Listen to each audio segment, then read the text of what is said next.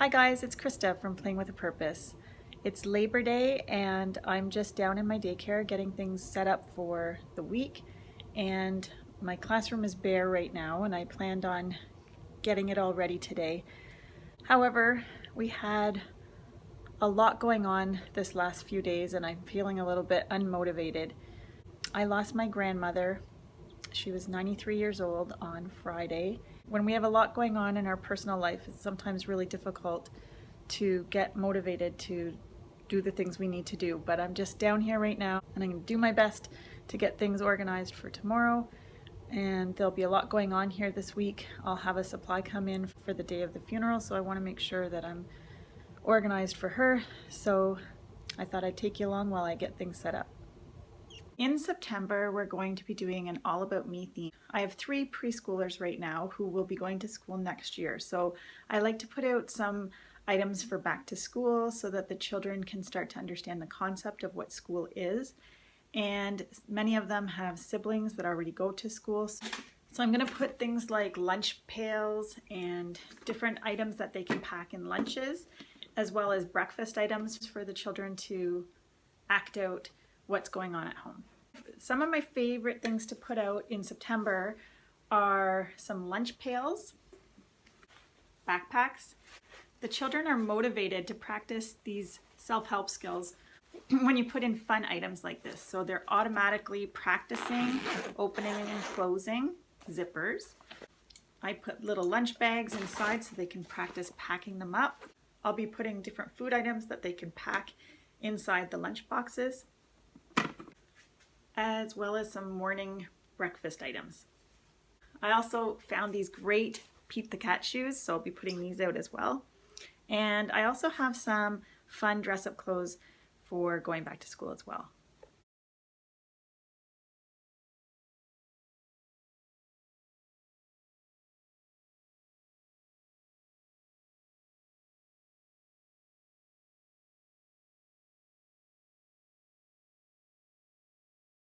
I like to strategically place different types of food items so that it encourages different vocabulary. So for instance, I put out a poppy seed bun, a muffin, apple slices, lettuce, bologna, turkey breast, cheese, both whole wheat and white bread. When you're playing with the children, you can say, would you like whole wheat bread or would you like white bread? It gives the children practice making decisions and it encourages healthy eating. And I love that it just helps build their vocabulary. The more items you put in, the more you're able to use a variety of words. This is a great way to build vocabulary with your youngest students. Another thing I like to do is set up the dramatic play area the way we would want to play. So you can put a spatula or a flipper in here so that it encourages the children to play with it. This builds hand-eye coordination, and if we play with the children, we can show them how to flip a pancake.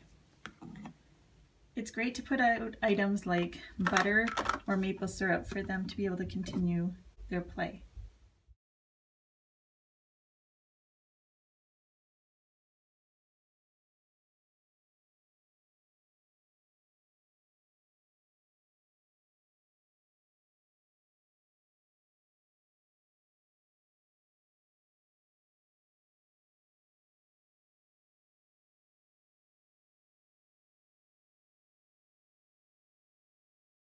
I decided to add this Melissa and Doug snack food set into the dramatic play area. I love them because, well, I thought this would be a great snack for them to pack in the lunch boxes, and I find it a great open-ended toy because there's all sorts of different snacks. So here's some popcorn, some veggie chips, pretzels, cookies. There's endless ways to play with this toy. The children can sort the snacks into the different snack bags, and the closures on them are Velcro, so it's easy for the children to manipulate. Children can count the snacks. They can talk about which snack is their favorite. They can sort the snacks. This is a great open-ended toy. It's the Melissa and Doug snack food set, and they have several different kinds, but I like the snack one. So when they pack lunches, they can throw in a little snack. There's different quantities in each category of the snack, and I wasn't really sure why, but that lends itself to more conversation about more and less, so you're developing some early math skills as well. So this set comes with 5 different snacks. There's pretzels, popcorn, tortilla chips, veggie chips, and cookies.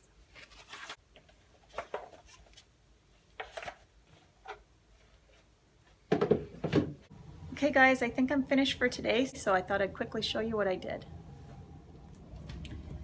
In my sensory table, I kept my oatmeal in only because I ran out of time and I didn't have time to change it all out. So we're just doing a letter sort, so the children can sort by color. I have different manipulatives for them to be able to pick them up with. Some scoops, some tongs, so the children can make alphabet soup.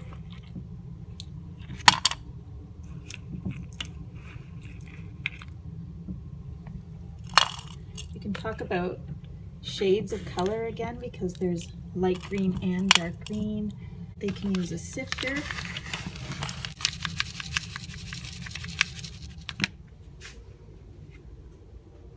Over here in my writing center, I just put out a letters in my name sort. So what they're going to do is they're going to grab their name, and then they're going to decide if the letter is in their name or not in their name. And they can also spell their name out on the tray. We're doing an all about me theme, so I set up the doll house.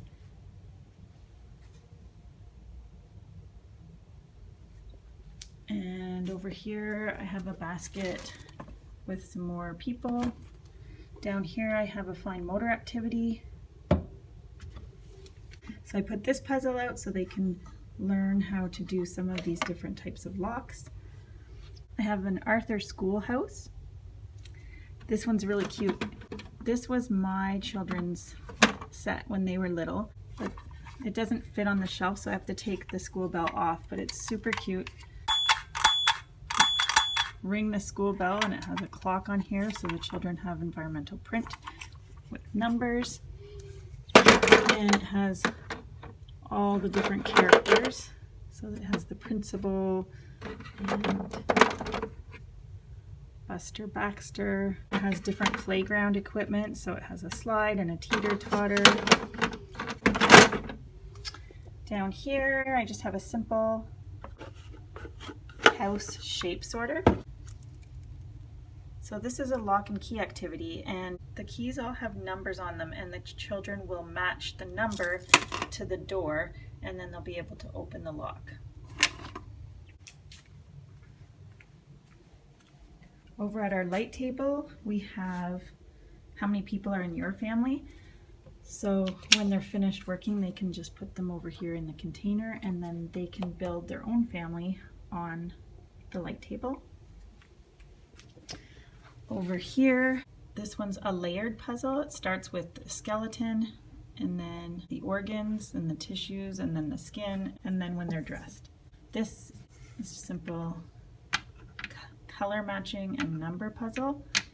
And here is a great activity. It shows different expressions for the children to learn about feelings, and it also, so you can match up the color on the egg to the stand. And down here I've got a little bus. Here's some apples. This is a great fine motor stringing activity.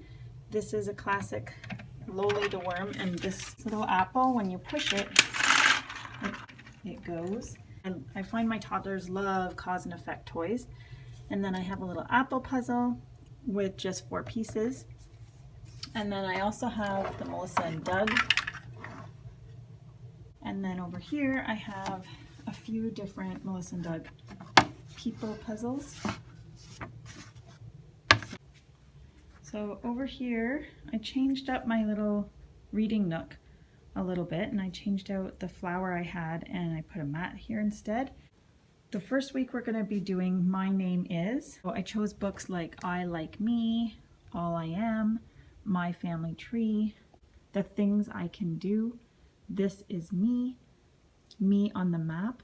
These ones are awesome because the children start to understand where they fit into the world. So I love those ones. What I Like About Me, I Like Myself, Through the Town, My Map Book, My House, Me and My Amazing Body. And then over in our block center, once we have an opportunity to read some of those map books, kind of wanted to talk about how we all live in the world. We live in different places in the world. I also put a couple of school buses out. I love this Melissa and Doug activity board where you match the vehicle to the right place. So the fire truck would drive into the fire station, the policeman would drive to the police station, and the truck with the food in it would drive to the market, and our car drives home into the garage. So this gives the children an understanding about community and where we fit in the world. And right now I have a little one in the hospital, and we're going to be talking about that this week because she'll be missing the whole week as she stays in the hospital. So we can talk about how our little friend is at the hospital right now. So this is a great visual, and again, the children are participating by moving the vehicles and matching them to the corresponding building. So in my block center, I put out some alphabet blocks, and I also put out some community buildings again so the children can recognize schools, fire stations, pet store, hospitals.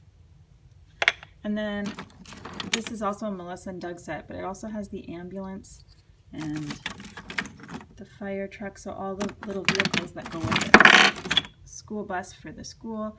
And then I just put out a little basket of some people. But again, this gives the children an understanding of where they fit in this world. I wanted to show you some of the books I had here. My map book. This one here is a map of the bedroom. So these are very recognizable objects in a bedroom. And so I feel like the younger children that I have are going to be able to understand how you can have maps of lots of different things. So this is a map of my family. So we can talk about whoever the child's name is, and then their mom and their dad, and the grandparents, maybe a dog, some siblings. So this helps the children understand that there can be maps of a lot of different things. So I really, really love this book. And this one is also really, really great for a young age group. So this one also has a map of a bedroom. And then it has a picture of their house. And it has a map of everything that's inside the house.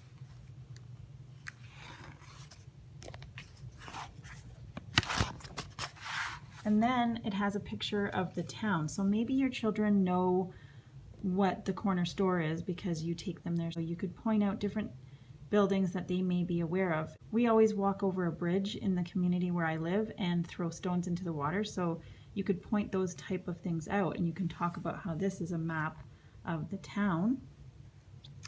And the children understand that you can make maps of different things. The children will have a better understanding of where they live in this world. So over here I put up some letters on our magnet board, and here I set up some breakfast in the dramatic play area. So we have some eggs and bacon, and we have cereal and milk and a banana and some toast, some cereal. Over here we have some backpacks and some Pete the Cat shoes. For gross motor, I put out Loli the worm and a little cozy coop. It's great because it has a horn and a key. And then I kept the slide out. Over here on the shelf, I kept it super simple. I just kept a phone. I put out some lunch pails, some items to pack a lunch or to fix up breakfast. In the drawers here, I put those snacks. So you can see that I kept it super simple, easy for the children to put away the toys where they belong, and hopefully this will be a fun, engaging learning environment for my children. I'm Krista with Playing with Purpose. I'll see you next time.